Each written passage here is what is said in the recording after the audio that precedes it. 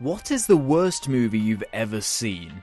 No, I'm not talking about Transformers 2 or Grown Ups 2. I mean a movie so bad, so fundamentally broken, that it leaves a pit in your stomach or makes you feel frustrated and angry beyond any reasonable measure. This is a question I've been asking myself for a while, and I think it's about time to do something about it. So I've pulled up the list of the bottom 100 lowest rated movies on IMDb, and I'm going through them one by one to find the worst movie ever. Welcome to the search for the worst.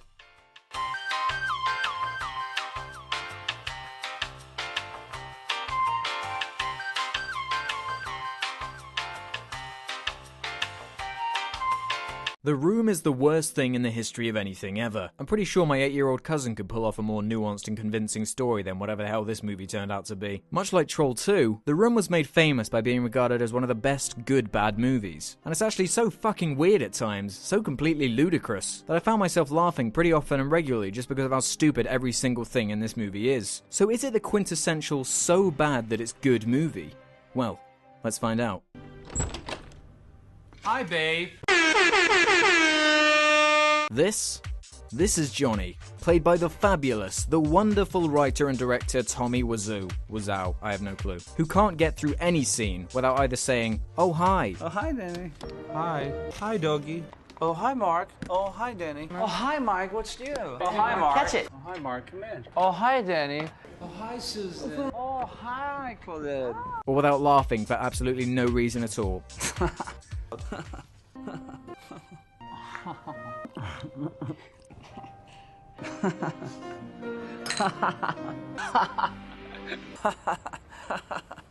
Now let me explain. Nothing really happens in this movie. Well, actually things do happen. It's still a full-length movie, an hour and 39 minutes even. So how does it fill that time? I guess what Tommy was going for was a dialogue and character-based tragedy, but he expresses the story through the same 3 or 4 scenes on repeat until the movie ends. Anyway, the movie starts with Johnny coming home from work and giving his fiancée a new dress. Isn't it fabulous? I would do anything for my girl. It's painfully obvious that his dialogue is dubbed half the time, probably because he can barely speak. And from what I could find out about it, he was born in America, so he has no real excuse for this. He emphasizes the weirdest words when he speaks. His voice is like the physical embodiment of one of those messages made out of newspaper clippings that serial killers leave as clues. I'm fed up with this world. He does have the face of a serial killer, I'll give him that. Out of nowhere, this character called Denny appears, who casually asks if he can join in on their love-making session. I'm going to take a nap. Can I go upstairs too? No one really reacts to him, they just sort of act like he didn't say anything. Then he goes as far as to sneak upstairs and join in on the couple. I just like to watch you guys.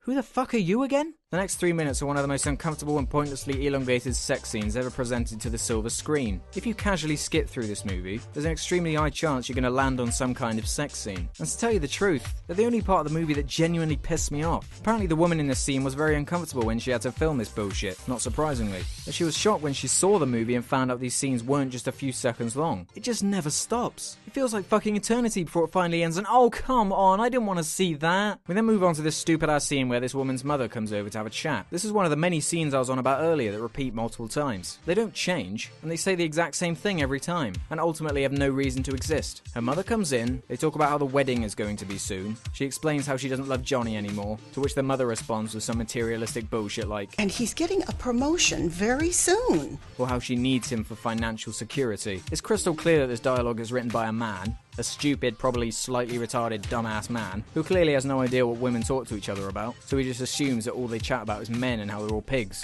but at the same time how important they are to be used for money. Just a load of horse shit, basically. And then we always end the scene with this woman saying something like, I don't want to talk about it. or, listen, I've got to go, despite the fact she brought it up. This character, this human, is the most evil, the most despicable person I've ever seen depicted in a movie. She's manipulative, a pure bitch at times for no real reason, and is also a fucking idiot who has no motivation for any of the evil things that she does. You're living with one guy and you're sleeping with another guy? I'm doing what I want to do. Once her mum fucks off, she calls up Johnny's best friend, Mark. Here's a fun little bit of trivia about Mark. He's actually named after Matt Damon. Matt Damon, Tommy Wiseau's favourite actor, who misheard Matt as Mark. You just can't make this shit up. They agree to meet up, and she tries to seduce Mark. Johnny's my best friend. Really? I didn't know that. Johnny's my best friend. He's your best friend. Oh, come on, Johnny's my best friend. No, Mark's his best friend. I'm so happy I have you as my best friend, and I love Lisa so much. For some reason, there's something inherently funny about this wine pour scene. I don't know what it is, but I can't help but smile every time I see it.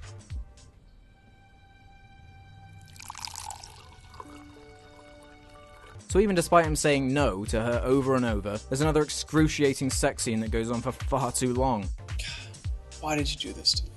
Now I know this character's the queen of all cunts, but you can't pin this entirely on her, you stupid asshole. You have self-control, you have a brain that can make decisions. Well, actually, clearly he doesn't. I can't hurt Johnny. You realise you're saying this right after doing possibly the worst thing a fiancé and best friend could do, right? Oh, hi, Johnny. I didn't know it was you. Everyone recognises and thinks Johnny is some kind of an angel. He obviously wrote this entire movie based around this shameless self-insert who everyone likes. You're my favourite customer. It really is just hilariously stupid. Why does he remind me so much of Lenny from Of Mice and Men? Probably because he's a fucking idiot. Yeah, that'll be it. Then he shows up and asks, Can I kiss you? what the fuck? Get this whack job away from you. Forget Johnny being a serial killer, this kid is clearly the psychopath in the making. Surprisingly enough, Johnny didn't get the promotion. Probably because he's a fucking moron. I still love you. You're the only one who does. She really is the queen of all cunts, isn't she? Wait, did he just say she's the only one who loves him? You're the only one who does. What about that weird creep Denny? He said it earlier. I love you and Johnny. Everyone else seems to adore him and recognise him. Oh, fuck you. Another one? That's 3 in under 30 minutes. Another bit of trivia, this one is actually made up of unused shots from the first sex scene, because the lady was too uncomfortable to film another one, hence why it's pretty much identical in every single way. Oh look, it's another one of these scenes. I got the results of the test back. I definitely have breast cancer. She's awful nonchalant about this whole situation, don't you think? You would assume that this would somehow be important to the plot, but no one acknowledges it. It's never brought up again, and has no reason to even be mentioned at all. Well, at least you have a good man. You're wrong. Mom, he's not what you think he is. He didn't get his promotion, and he got drunk last night. And he hit me. Why? Why did he write her as such a supreme twat? Out of nowhere, these two characters we've never seen before have a sex scene.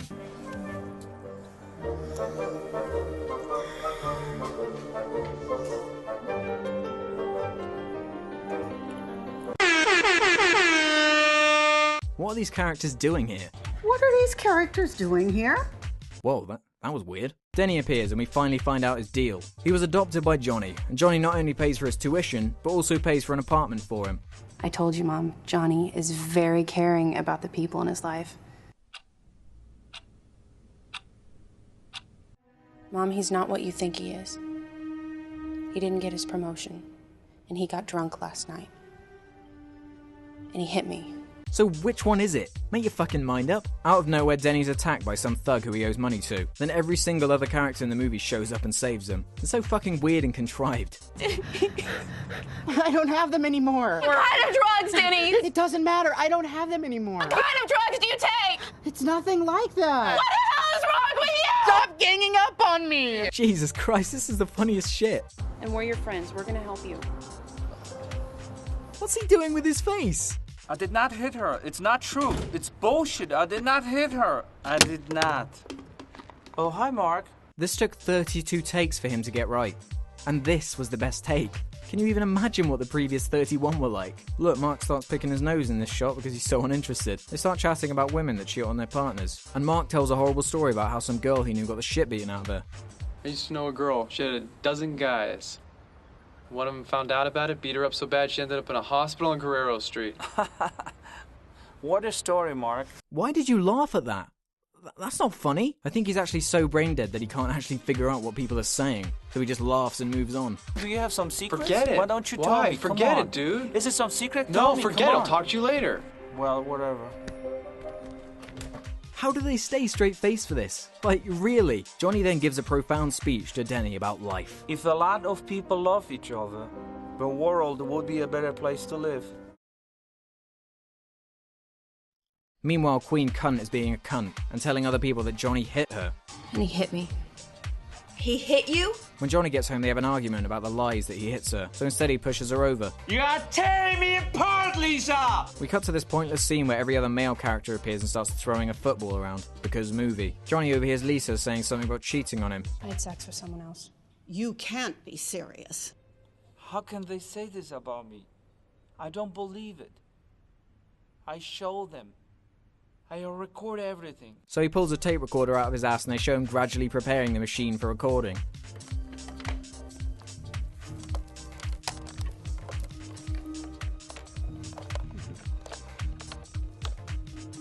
You couldn't add a cut or two in here just to speed this shit up a bit, could you? Johnny then happens to be visited by his psychiatrist friend. Yeah, he has a fucking psychiatrist friend. And they have a little chat about the whole Lisa situation. You know what they say, love is blind. I can't believe how fucking amateur this 50-year-old man is. He's so unbelievably clueless. He really has a friend who happens to be a psychiatrist. He really just put that in the movie. Peter, you always play psychologist with us. What? You just asked him for advice. But you're a psychologist. Do you have some advice? Chicken, Peter, you just a little chicken. Who are you calling a chicken? What in God's name was that? Because that was pretty much everything except a chicken. So then they throw the football around in their suits. We then move on to the single greatest moment in cinematic history. How was work today? Oh, pretty good. We got a new client at the bank. We'll make a lot of money. What client? I cannot tell you. It's confidential. Oh, come on. Why not? No, I can't. Anyway, how is your sex life?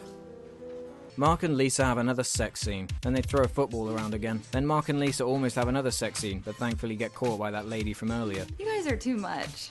Why does Johnny not do anything at this point? He flat out overheard her admitting it earlier, but instead he decided to record all his phone calls instead of confronting her. You know, at this point, this is the last thing I should be worrying about. I just want this film to end already. If we skip past another queen, cunt and mother scene, we finally get to the surprise party for Johnny. Look at this asshole. He just doesn't give a fuck, does he? He knows how stupid this all is.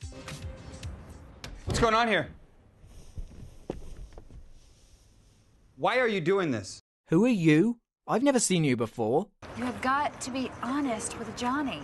I agree with that. No, really, who the fuck are you? It turns out this guy was originally supposed to be the psychiatrist character from earlier, but the psychiatrist guy had other acting arrangements, so he couldn't make it. So they just gave the psychiatrist lines to this guy, and it makes no sense. Thank you, honey. This is a beautiful party. You invited all my friends. Good thinking. What the fuck else are you going to do for a surprise party, you fucking spastic? And if Lisa couldn't get any worse, she lies to everyone that she's pregnant for no reason. For no reason at all. It leads nowhere and has no relevance to anything. So don't even worry about it. Mark and Johnny have a little fight but instantly forgive each other. Johnny then makes some chicken noises. Chip, chip, chip, chip, chip. And then he proclaims how he's fed up of this world. I'm fed up with this world. He's such a goddamn child. I really can't get over this. Lisa says how she's going to leave Johnny, so then he starts playing the phone recordings. This is the payoff from that whole setup. He already knew all of this. Why is he even fucking bothering? What's the fucking point? And then to top it all off, Johnny has a little strop and breaks all his stuff, then shoots himself in the head. I guess it's supposed to be a tragedy, but you're just kind of thankful. It's like if Lenny killed himself instead of being shot by George. It's actually pretty relieving. Somehow everyone immediately finds his body, then Mark kisses his dead, shot-through head, and then Denny comes in and cries and the movie ends. The room is a menagerie of conveniences, contrivances, and cliches, with ridiculous characters whose motivations change every few minutes, sets that look like they belong in a 60s episode of Doctor Who, and writing and dialogue so bad that it makes crap like Transformers seems like Pulp Fiction in comparison. And you know what? It's fucking glorious. As far as the search for the worst goes, this is definitely the movie I've laughed the most at. But there are just a couple of things that hold it back from being that perfect bad movie. For one, it's far too long. You could easily cut out 40 minutes of this film and it would be no different. Fuck it, you could probably cut this down to 30 seconds and it will still have the same impact. I would do anything for my girl. You are tearing me apart, Lisa! The 4 or 5 cringeworthy sex scenes make me never want to watch it again. But then I think back to Wiseau's bizarre voice, and I can't help but go back to some of the classic scenes just to see how insane his performance is. The Room is a classic. It's much more entertaining than bollocks like Troll 2, but at the same time, it just doesn't quite have that charm that something like Zat or Druids has in comparison. It is much better than Birdemic though. Can't believe I just said all those words. What the fuck's a Zat? And up next in the search for the worst is... Prince of Space. I have no clue what that is. No clue.